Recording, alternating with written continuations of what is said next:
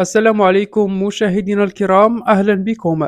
موعد وتوقيت مباراة الرجاء الرياضي القادمة أمام نهضة زمامرة في الجولة الخامسة من البطولة الوطنية المغربية والقنوات الناقلة لهذه المباراة.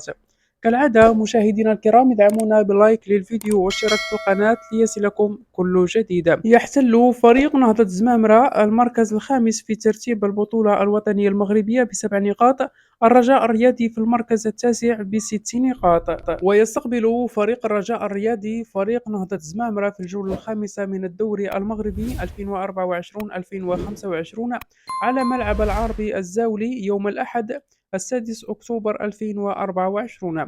تلعب المباراة في تمام الساعة السادسة مساء بتوقيت المغرب، تونس، الجزائر، 7 مساء بتوقيت مصر، والثامنة مساء بتوقيت السعودية. فيما يمكنكم مشاهدينا الكرام متابعة المباراة مباشرة عبر قناة الرياضية المغربية.